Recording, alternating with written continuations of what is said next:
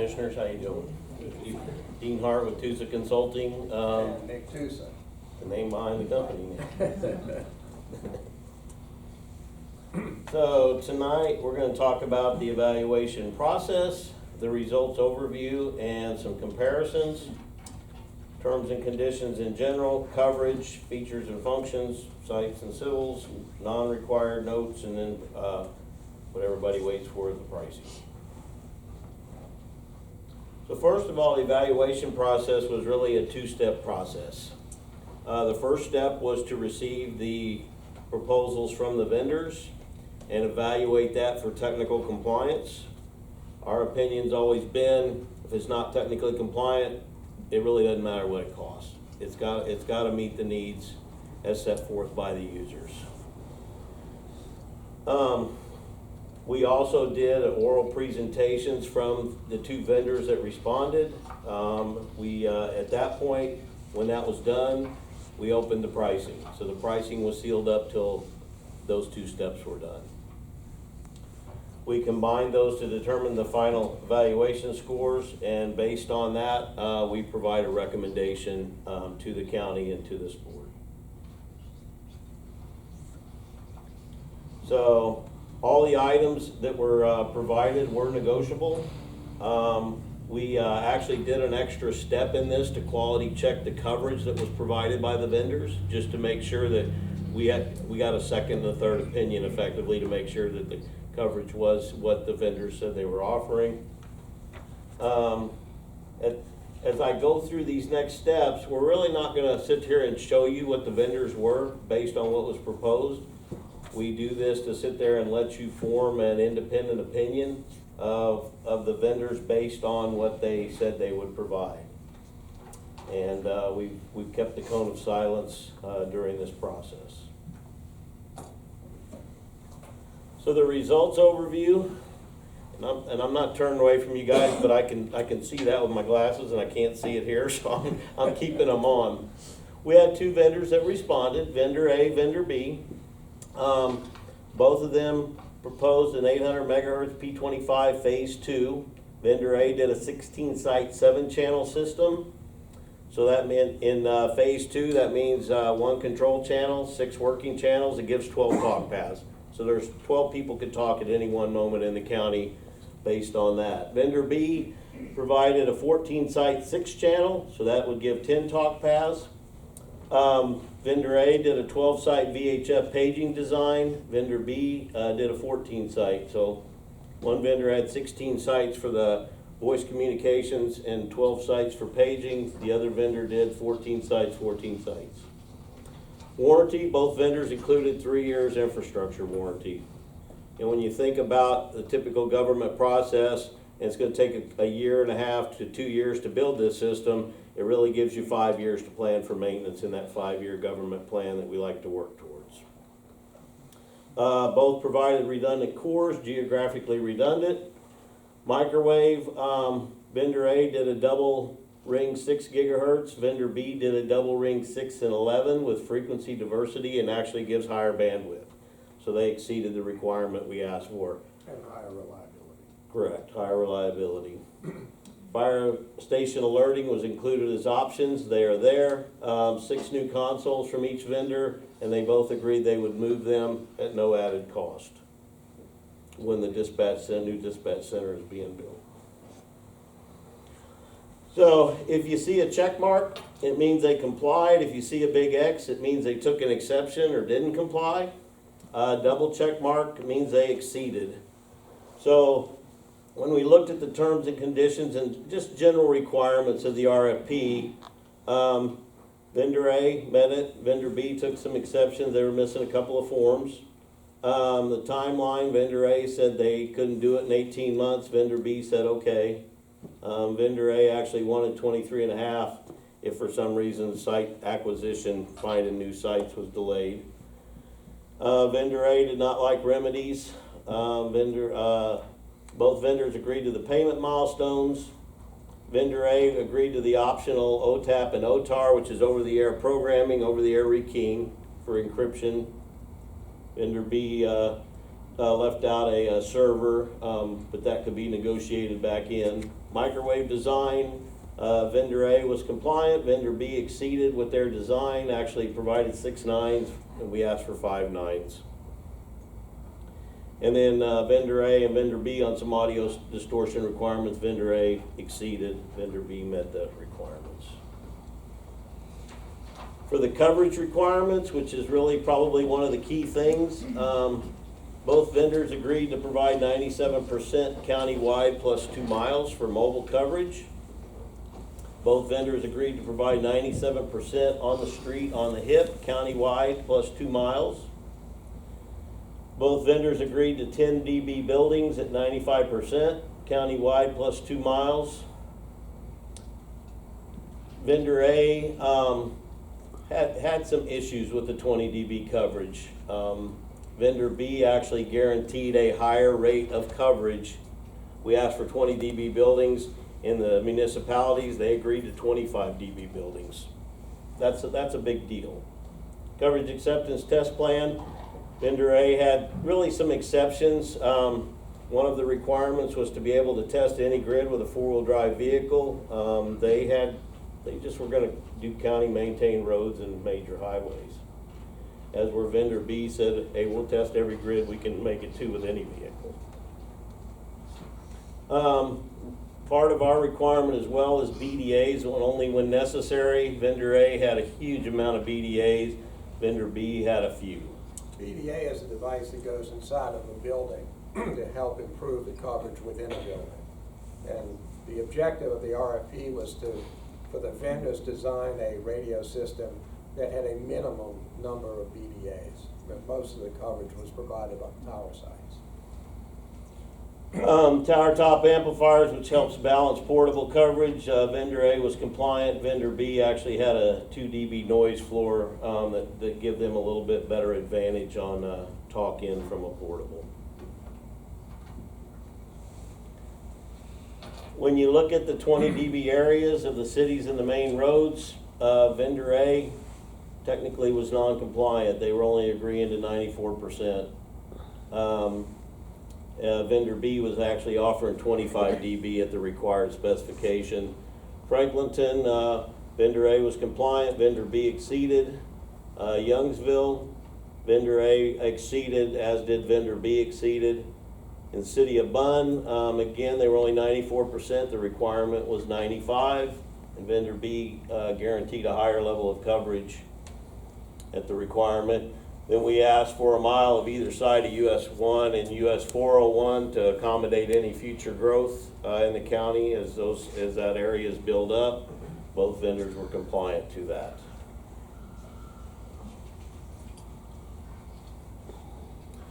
Sites and civils, we asked for 45K generators. Both met that, but vendor A wanted to provide 100 kW generators. You know, they cost more to maintain.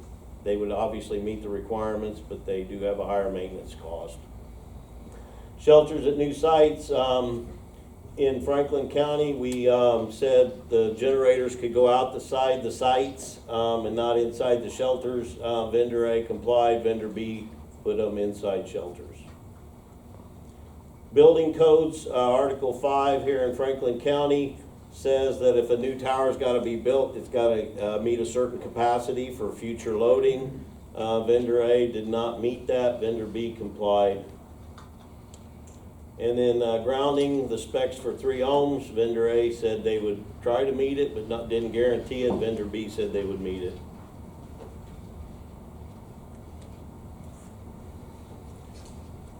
Other notes, we asked for conventional mutual aid. Vendor A actually put it on the same set of antennas as the trunk system. So if for some reason lightning hit the trunk system on that tower, you lost the conventional backup as well as you lost the trunk system. Vendor B actually put that on a separate set of antennas. And the same way for mutual aid, they kind of, vendor A, they're putting it in, but not real good plan. Vendor B had a good plan to put it throughout the county under the national call channel. Yeah, they actually had proposed an 800 megahertz mutual aid network and also a VHF mutual aid network, both of which would comply with the national plan. So there still is some VHF users that Franklin County works with. Obviously you're VHF today, but you've got some neighbors, so it would allow your neighbors to come in and be able to talk on those mutual aid channels.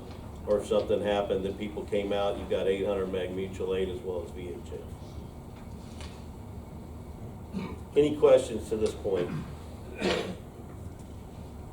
Questions from the board?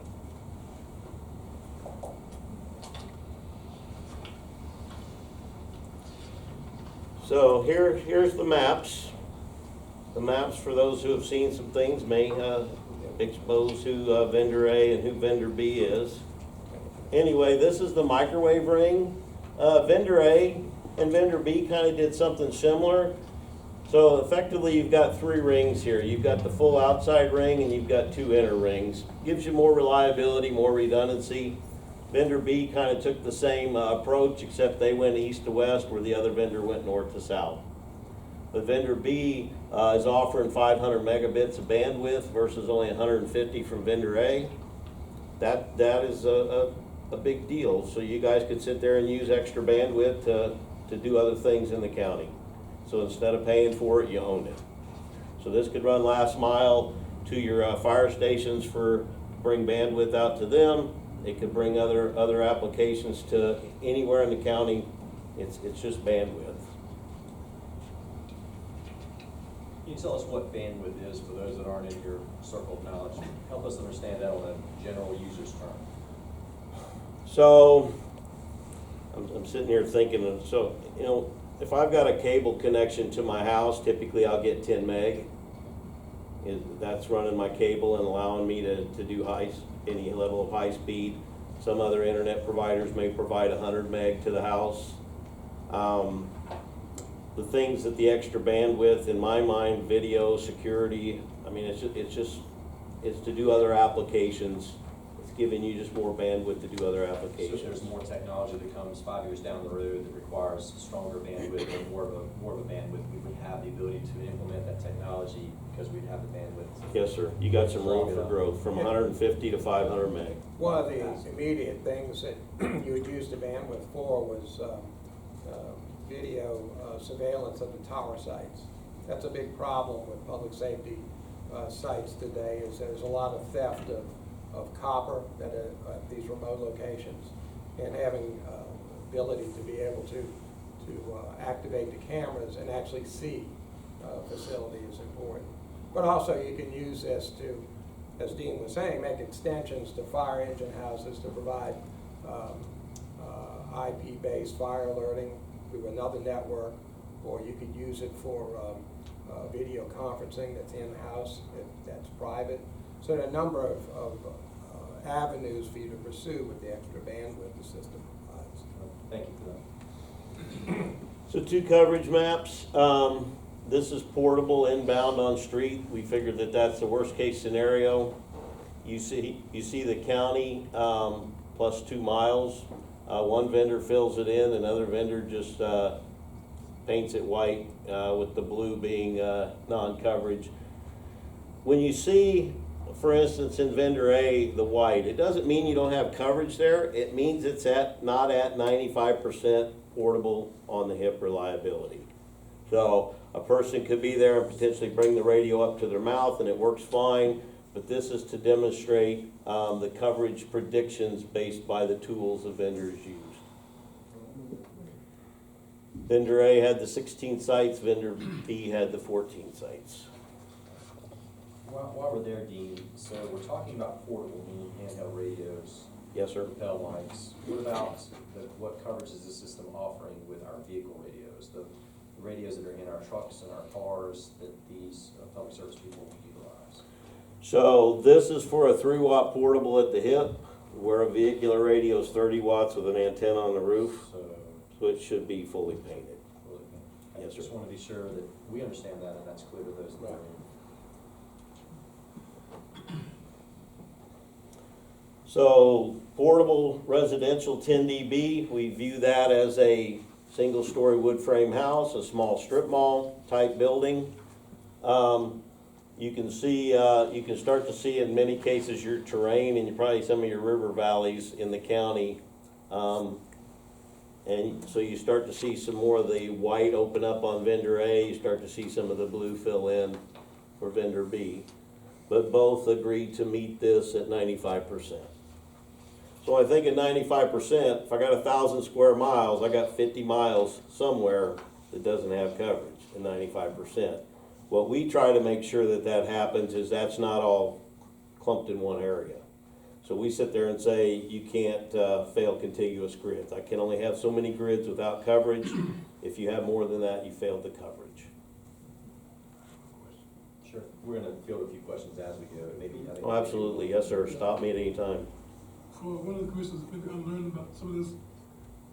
Based on these two maps, which is a better map, or are they the same? Well, one's accomplishing it with 16 sites and the other one's accomplishing it with 14 sites. So, I won't say, they both meet the criteria that we asked for in the specification, Commissioner. I don't know if that answered your question. Which one you recommend? Well, can I finish it? And I will Yeah, definitely tell you. yeah. Yes, No, sir. I don't mean the system, I mean that those two sites, it's two sites, not the system.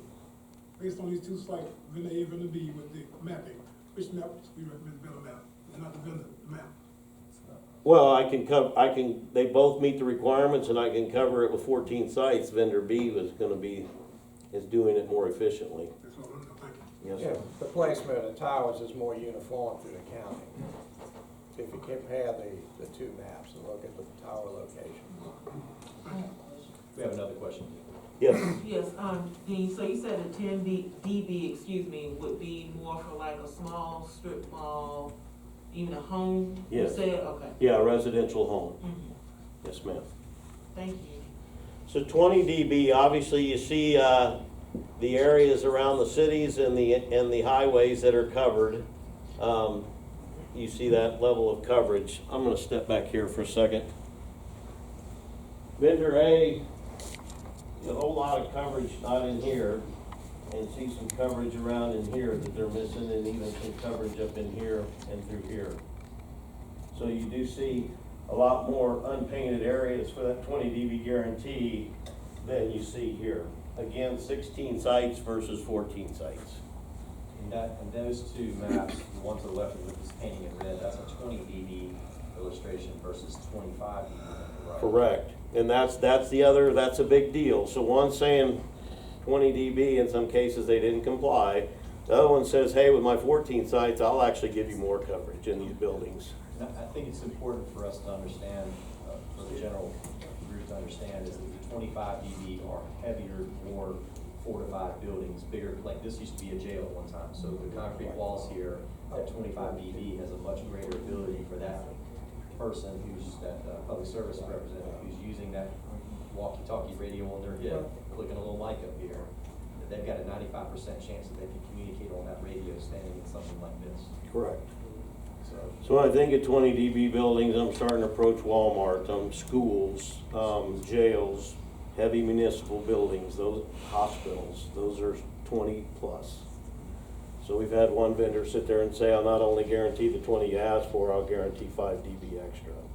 which I think we talked about the difference between 20 and 25 and creation workshops for the RFP. Correct. Yes, sir. Paging, both vendors are covering this very well. I mean, so we anticipate paging to actually improve with this design. There's not a lot to talk about there.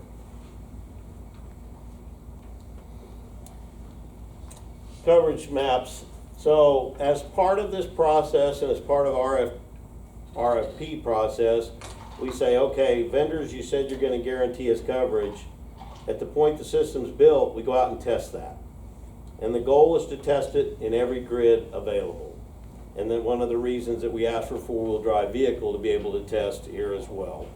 So, see vendor A left a lot of grids out in there that they don't believe that they can have access to and test. Vendor B says, anywhere I can get in the grid, I'll go test it. So they literally map the county with the grids. Here's a key one.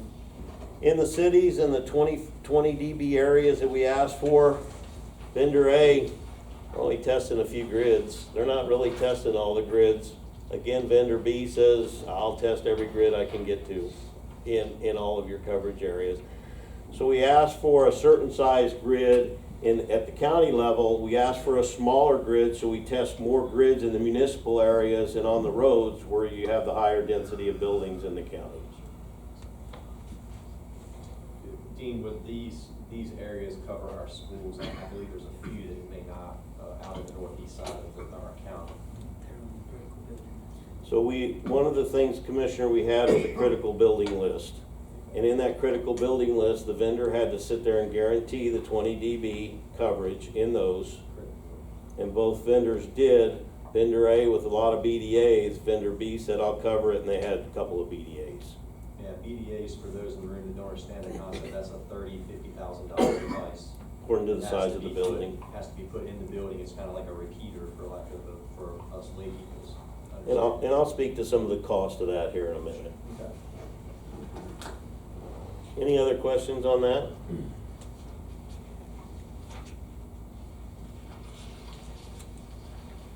So there was an alternative proposal from vendor A. Vendor one, it was to join Viper. That probably kind of tells you who vendor A is at this point. Use Viper core as a redundant core.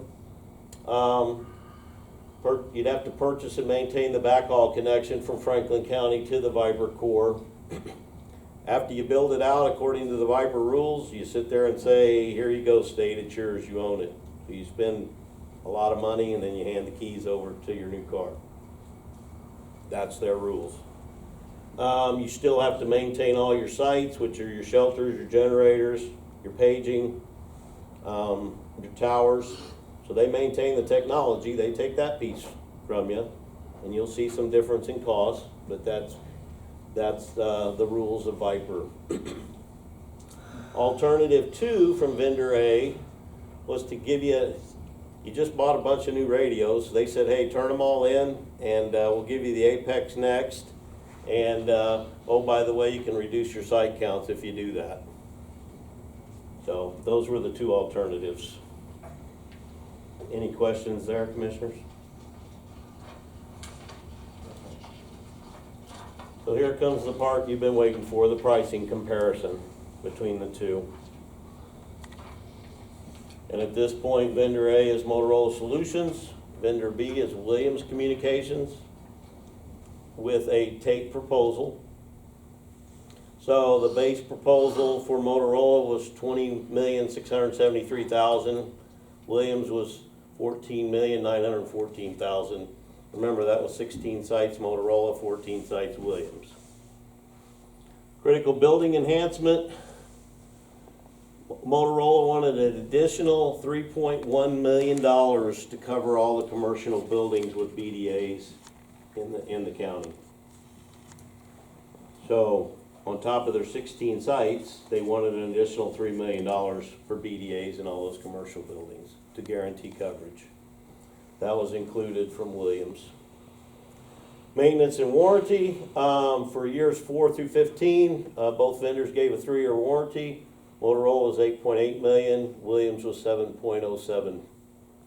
So for a total cost of ownership to maintain your system, build it out and maintain it for 15 years, $32,600,000 for Moto and $21,900,000 for Williams. The options that we asked for, fire station alerting, was $1.15 for Motorola, $133,000 for Williams. OTAR and OTAP, over-the-air programming and over-the-air rekeying. Williams did not price a server, so those two are probably going to come in about the same, $125K. Video surveillance was not in there as an option for Motorola. Williams give that option at $42,859. And then they both give some cost reduction options that would potentially allow the price to get reduced. Motorola was right at $900,000 and Williams was right at $450,000. The alternative one, if you join Viper, you could take $3.8 million off of your $32 million price tag. If you did alternative B, which was reduce 5 sites and go to a whole new generation of radio, you could reduce it 7.2 million. So that alternative would take it to an 11-site system, 7 channels. Any questions there, commissioners? Dean, what is APX next? So Apex Next is the latest generation of radio from Motorola. It has the LMR in it as well as it has LTE in it, and it also has Wi-Fi, What is LMR, I'm sorry? land mobile radio. Okay. So it's the radio system. Okay. But then it also has LTE in it that would allow you to communicate to a cellular broadband tower. And it has Wi-Fi, so you could over-the-air program it and do some things if you've got Wi-Fi capabilities. And you could talk on it if you got Wi-Fi capabilities as well. So it's their latest generation of radio. And vendor B, I'm assuming is Williams, correct? Yes.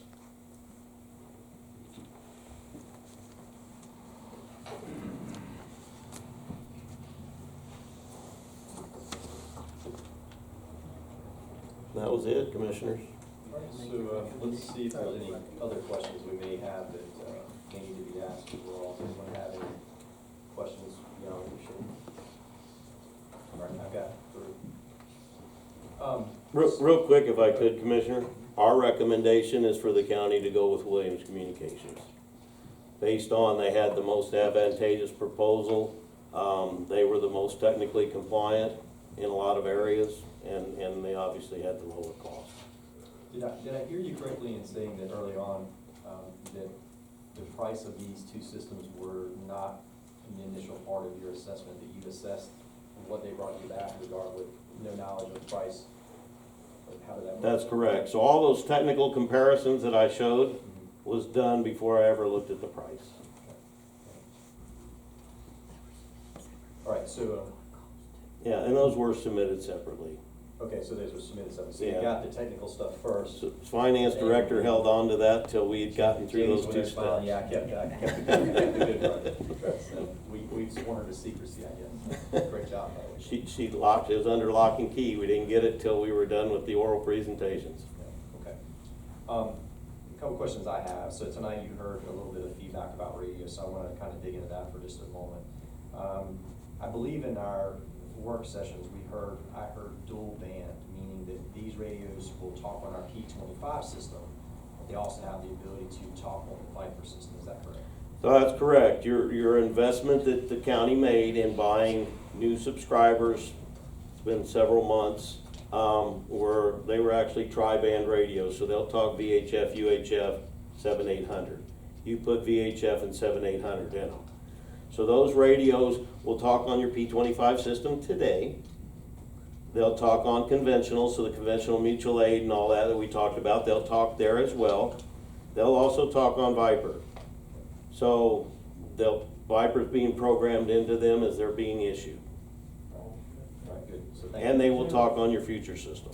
Okay, that's so being in the future proposed. system coming, we're having those exact same options and Correct. capabilities. Yes, sir.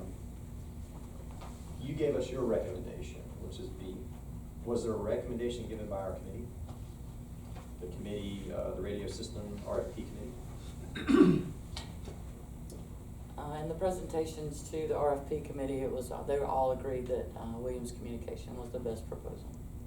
So I want to be sure that that's very clear and heard tonight, because on that list, you have Lynn Lewis, who's the president of our Firefighters Association. You have chairman of our Fire Chiefs Association, Mr. Darrell Chalk, who's also a fire chief, and that's my knowledge, been a fire chief for at least 10, 15 years. Longer than that. Longer than that, okay. Mr. Ray Patterson, who is with Lewisburg Fire Department, and he has been involved in fire service for probably 30 years. Mr. Stone, Bund Fire Department, our EMS director, our emergency services director, our fire marshal, our chief of police with probably 25 years of police experience here in Lewisburg, our sheriff's chief deputy, Mr. Terry Wright, who is retired from law enforcement at the state level and now works for our county. Of course, you with 15 to 20 years here. 20. Okay, congratulations. A lot of people, a lot of knowledge, and a lot of experience. I'm not tipping my hat here and being proud, but I also have knowledge and experience working in law enforcement. and working with similar radios and understanding the complexity of these radios. They are sometimes harder than a stern phone to learn. I mean, when these new things come out, it's like you gotta sit down and just play with these things and figure out, because you need to know when the time comes that you need to use them and switch this and do that, push this button here in that order. You don't have time, and if you haven't did that in 30 days, whoop. Okay. So I think it's really important that it's very well vocalized tonight, that we have a large group, a huge representation, and a wealth of knowledge and experience in this county, in the public service community, that you just said this group agrees that the recommendation for this needs to be B, which is the Williams Technologies Communications. That's important to me. I think that'll be very important to the group. I want the group to also know that I asked for them to be here tonight, to wear their uniforms, to be present. I don't know any of them who are here tonight. If you're here, Vasquez is here, our fire chief is here, our fire marshal's here. Anyone else is here? Director there. I can't see behind the stanchion. Okay, there's my chief. Chalk, how are you, sir? Hey, Behind the stanchion. how are you? All right, very good. Mr. Buttons is there. Mark Stone's here. Okay, good. So I think it's important that it's known to the community that our leaders within this group, that they're giving us the nod and the approval and the thumbs up here. If that's not true, ladies and gentlemen that are on that board, I want to hear from you now. I want to know at this very moment that that's not true, and I promise you I will defend you if somebody tries to get you. But in all seriousness, this is the time. We are embarking upon a significant opportunity for our county, for our radio system for the next 15 years. It is a large amount of money, and we want to be certain that we do what you all see and understand is the thing that's going to work for your service organization. Commissioner, if I may, as we do these all over the country, Franklin County and the professionals that serve you here were one of the most involved customers we had in writing that RFP and setting the standards that their new radio system was gonna be. Very involved. We're a good breed here in Franklin. All right, one final question. The 95% coverage. This is a this topic of 95% has been a very big topic piece in the past 3 or 4 years regarding our current system. And I need you all to help those not in this room understand why it's not 100%, why it's 95%, and why we find that acceptable. So 95% is what we think is the recognized national standard. That's what we start at. Our first piece says it's at least be portable on the hip, 95% in the service area. So that's countywide, obviously, for a county. And portable on the hip is a different specification than up here. Yes. We also designed it to be the short antenna, which is even more stringent criteria versus the tall antenna. Because human nature says, I get this tall antenna and I don't want it poking me under the arm. First thing I do is go out and buy the short antenna. So it was designed for all the worst case scenarios. Lapel mic? And that's, yeah, with a lapel mic, puts it on the hip. So the radio is always at the hip for Right. both talk in and talk out, which is the most stringent condition. Right. Which is, then there's that frustrating time when we grab them like this and hold them up and look like this crazy person when we talking here and we're doing this. So in this case, let me bring the coverage back up here, Commissioner, just so. I can find it again. Okay.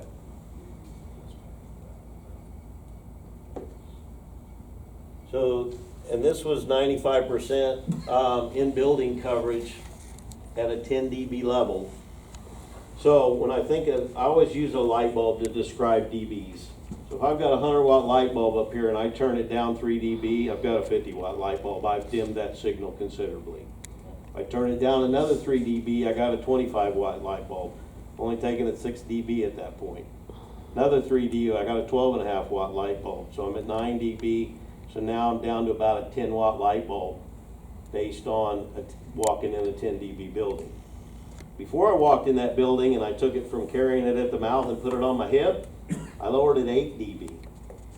So, do the same math. So now I'm down 18 dB with that portable on my hip walking into a strip mall or a single wood frame house with a short antenna.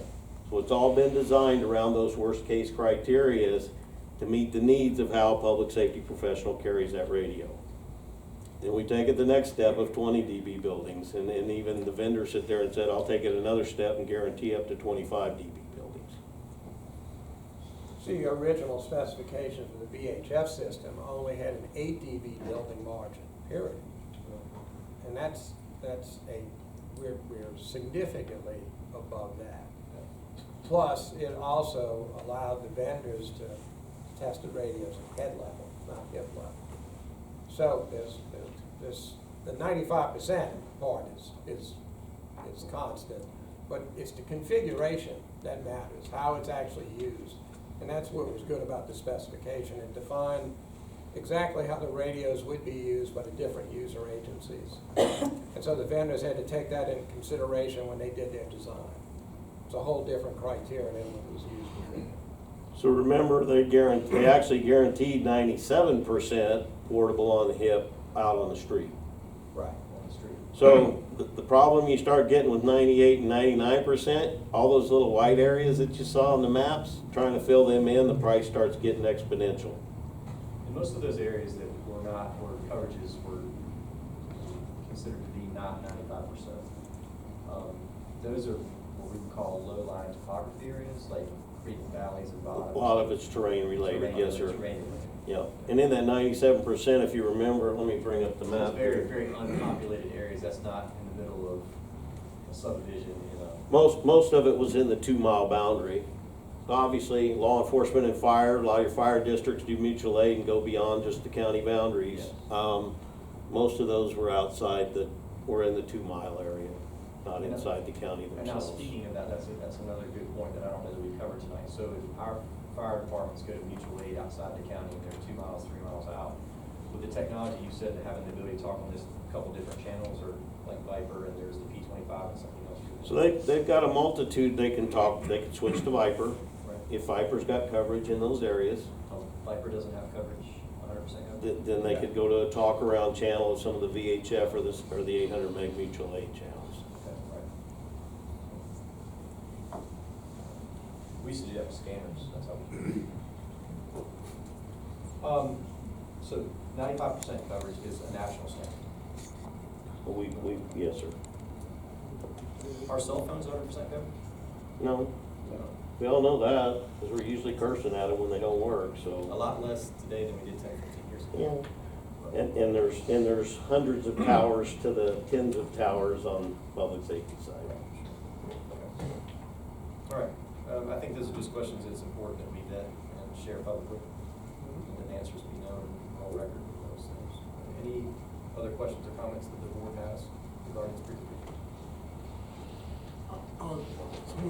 For the general public, everybody else, the question I asked you in sessions, 5 years from now, 8 years from now, when we sit down about this radio system, will we be confident it's still working properly and have issues of not a problem? So maintenance is provided as part of this. Got to change oil on the new vehicle when you buy it. Maintenance is provided through the total cost of ownership. However, if Franklin County, which is a growing county, continues to grow, it doesn't mean that you may not have to add more sites or put in some type of BDA ordinance to cover warehouses built on the fringes of the county. So we did our best to make sure what we called, you're not chasing coverage. We built coverage up in the municipalities, we built coverage up along the highways. But if something goes on beyond that and you grow in another area that was not projected at this point, you know, you still may have to update your infrastructure of your communications at that point. But the radio system being maintained should stay at these levels for the full 15-year total cost of ownership. I wanted to hear. Yes, sir. Thank you. All right, any other thoughts? Questions at this point in time? Very good information. We thank you for taking the time to share it with us, and for the detail and this presentation is very helpful. Tonight, the action requested by the board is to receive the report and recommendation from the TUSA Consulting and consider acceptance of the TUSA Consulting recommendation. I think that it's good that we've got this information. I would like to propose to the board, I have kind of teed this up with the staff in advance, that we have a work session next Monday at 6 p.m. regarding this to give us time to not only absorb the information, but to maybe possibly have Q&A that you may need or want to have answered by staff or consultants. It would also give the community a chance to communicate with us directly in one-on-one environments. I think it would be helpful, as Mr. Strickland mentioned about being on short notice. That gives us another 7 days. I will tell you that as your chairman, I will entertain a public comment session during that work session. So please tell anyone who has concerns about what you've heard tonight. For some reason, there's something there. I would want to hear that. I would also volunteer each one of us, sorry, ladies and gentlemen, to call us if you have questions. Don't wait until that day. Let's if we've got it, let's go ahead and talk about it. If you have a concern, let's learn about it and let's explore it now. Let's not wait till the 11th hour and try to do this. This is very important. The lives of those that will surrender their lives for us are what we're talking about. So let's give that its due. That being said, I'd like to entertain a motion that we have a work session next Monday, the 13th of December. So moved. Second. All right, a motion by Commissioner Pierce and a second by Commissioner Speed for a work session, December 13th, 2021 at 6 p.m. And we will do that, Ms. Manager, here. And it includes public comments. So again, I ask for your input between now and then, and any you want to have during that time. I want to be sure that we take the time to do this. So, any further discussion on work session? All right. All those in favor say aye. Aye. Any opposed, no? All right. The yeses have it, and so ordered. Ladies and gentlemen, thank you for all of your time. Thank you, Mr. Tusa, Christy, County Manager, Committee. Thank you. 6 months in the making, but it's good stuff. So we appreciate your help.